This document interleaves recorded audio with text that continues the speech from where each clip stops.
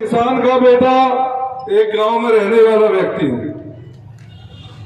मुझे पता है कि हमारे यहाँ किसान की, मजदूर की, व्यापारी की, गांव में रहने वाले की क्या क्या समस्याएं होती हैं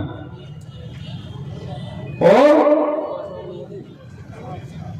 जो भाजपा से प्रत्याशी हैं उनका आपको पता ही है कि वो एक ऐसे खानदान से ताल्लुक रखते हैं जो खानदान आजादी के बाद से लगातार इस क्षेत्र में अपना लोकसभा में प्रतिनिधित्व करता आ रहा है और लंबे समय प्रतिनिधित्व करने के बाद भी यदि हम इस क्षेत्र की हालत देखें तो वास्तव में आप पड़ोसी लोकसभा क्षेत्रों से इस क्षेत्र की तुलना कर सकते हैं कि आज ये क्षेत्र कृषि प्रधान क्षेत्र है। यहाँ की भूमि बहुत उपजाऊ है, परंतु इस लोकसभा क्षेत्र में नहरें ना के बराबर है। कोई बड़े तालाब नहीं है इस क्षेत्र में जिससे किसानों को सिंचाई की व्यवस्था हो सके। किसानों की ओर बिल्कुल ध्यान नहीं दिया गया। साथ ही इस क्षेत्र में कोई ऐसे उद्योग धंधे नहीं खुल पाए जिससे हमारे क्षेत्र के युवा बेरोजगारों को रोजगार मिल सके। हमारे क्षेत्र के युवाओं को रोजगार की तलाश में दूसरे प्रदेशों में पलायन करना पड़ता है।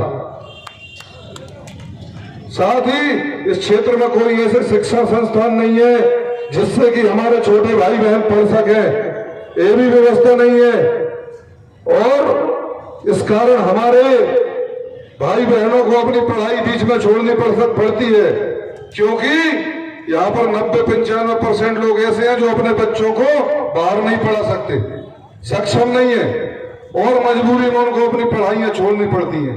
ये स्थिति आजादी के बाद हमारे लोकसभा क्षेत्र की है और इसलिए लोकसभा क्षेत्र में विकास क्यों नहीं किया गया? विकास इसलिए नहीं किया गया, इस क्षेत्र का विकास हो जाएगा, क्षेत्र के लोग समझदार हो जाएंगे, पढ़ लिख जाएंगे, सक्षम हो जाएंगे, फिर भैया गुलामी कौन करेगा?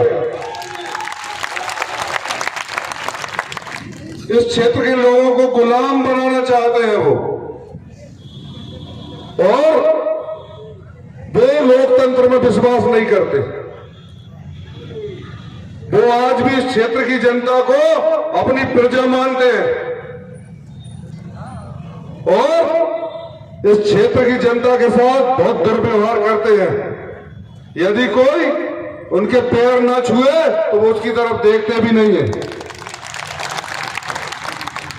और जो पैर छुए तलबे चाटे वो उनका खास होता है, उसके नंबर बहुत बढ़ जाते हैं। एक गुलामी वाली मानसिकता और हमारी लड़ाई इसी मानसिकता से है, इसी सोच से है। आपके द्वारा पिछली बार 2019 के चुनाव में इनकी छुट्टी कर दी थी, परंतु ये लोग बगैर पद के यहां नहीं रह सकते, इनको पद तो चाहिए। तो इन्होंने ऐसी पार्टी, जिस पार्टी ने उन्हें सब कुछ दिया, उस पार्टी के साथ छल करके जो जनता जनार्दन ने जनादेश कांग्रेस पार्टी को दिया था, माननीय कमलनाथ जी को मुख्यमंत्री बनाया था और उनकी सरकार को गिराकर भाजपा में चले गए, मात्र किस लिए? अपने पद के लिए, अपने स्वार्थ के लिए। और बहाना किया कि सब किसानों के रुपए माफ नहीं हो रहे थे। हमारे अतिथि शिक्षक परमानेंट नहीं हो रहे थे, तो भाइयों मैं पूछना चाहता हूं, यहां से जाने के बाद क्या आवाज उठाई उन्होंने किसानों की? क्या आवाज उठाई? क्या अतिथि शिक्षकों की आवाज उठाई? ये तो बहाना था। हमारे गांव में कहावत है कि उड़ाने आ रही भाऊ मंगरे पे सांप बिच्छू बताती है। तो उनको तो जाना था, भगना था, परंतु उन्हें बहाना चाहिए था, उन्होंने बहाना ले लिया और कांग्रेस पार्टी के साथ छल किया और आज वो हमारे सामने प्रत्याशी बनकर आ गए। तो मैं पूछना चाहता हूं कि आपको आवश्यकता क्या है पहले तो चुनाव लड़ने की? आप तो राज्यसभा के सांसद हैं, आपका तो कार्यकाल भी काफी बचा है, आप तो केंद्र में भी मंत्री हैं, तो आप यदि जनता की सेवा करना चाहते हैं तो आप वैसे भी कर सकते थे, परंतु आज लोकसभा लड़ना चाह रहे हैं। और मैं तो यह भी कहना चाहता हूं कि यदि आप लोकसभा ही लड़ रहे हैं तो आपको क्षेत्र की इतनी फिक्र है, आप अपना परिवार मानते हैं, तो मुझे उपलब्धि बता दें कितने, लगभग 3 साल से आप केंद्र में मंत्री हैं, आपने इस क्षेत्र में क्या कर दिया 3 साल में?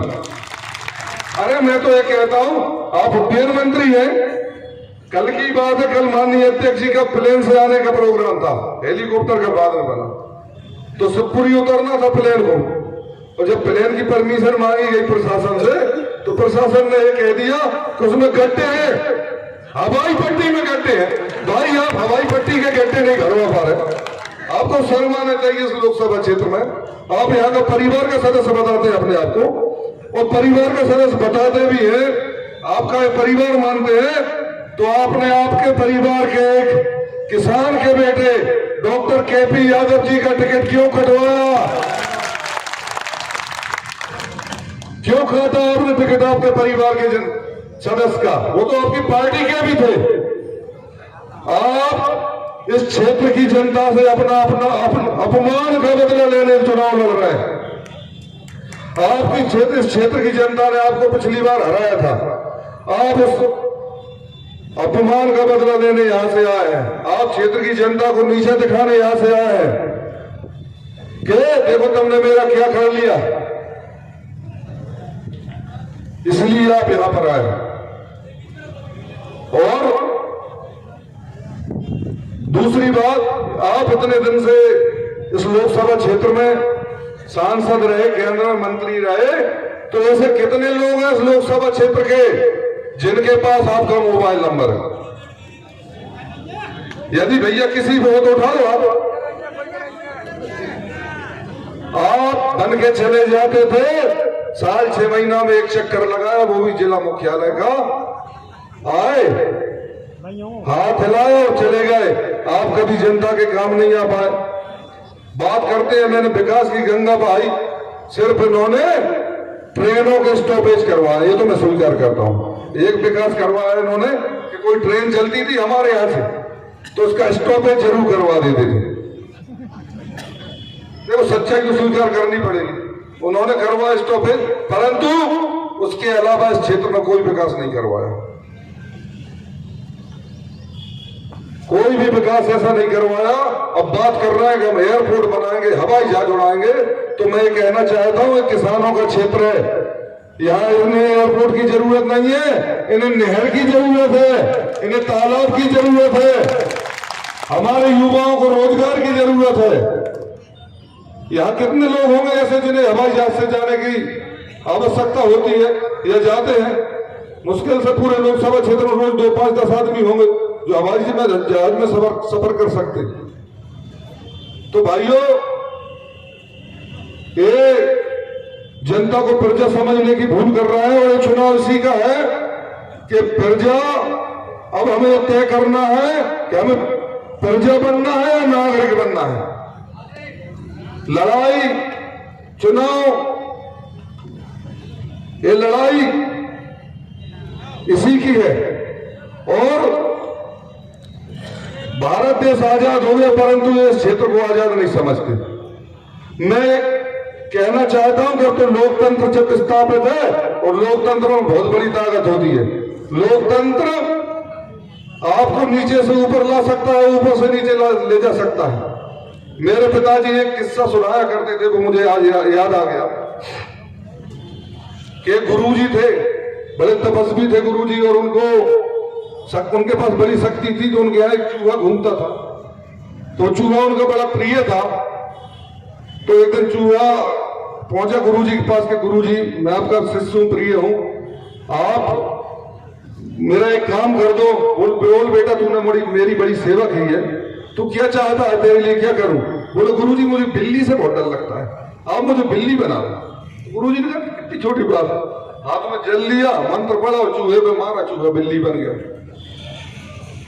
जब वो बिल्ली बना तो कुछ दिन बाद, 8-10 दिन बाद फिर गुरुजी के पास पहुंचे। गुरुजी एक बार और एक निवेदन और है। बोले बोल बेटा क्या? गुरुजी आपने मुझे चूहे से बिल्ली तो बना दिया, परंतु एक मुझ पे एहसान और कर दो, अब मुझे कुत्ते से बहुत डर लगता है, तो अब मुझे बिल्ली से कुत्ता बना दो। गुरुजी ने फिर जल लिया, मंत्र पढ़ा, उस पे मारा तो फिर कुत्ता बन गया। तो गुरुजी के पास पहुंचा कि गुरुजी अब आखिरी बार एक एहसान और कर दो मुझ पे, आपने मुझ पे इतने किए हैं। बोले बोल बेटा क्या चाहता है? बोले मुझे शेर से बहुत डर लगता है, अब मुझे शेर बना दो। तो उन्होंने कहा चल बेटा, तुझे इतना कुछ किया है, थोड़ा एहसान और सही, तुझे शेर बना देता हूं। हाथ में जल लिया, मंत्र पढ़ा और इस पे मारा तो शेर बन गया। जैसे ही वो शेर बना तो शेर बन के उसने कहा मैं तो शेर हूं। और गुरुजी ये तो आदमी है, मैं तो इससे बड़ा हूं, मैं तो इससे बड़ा हो गया।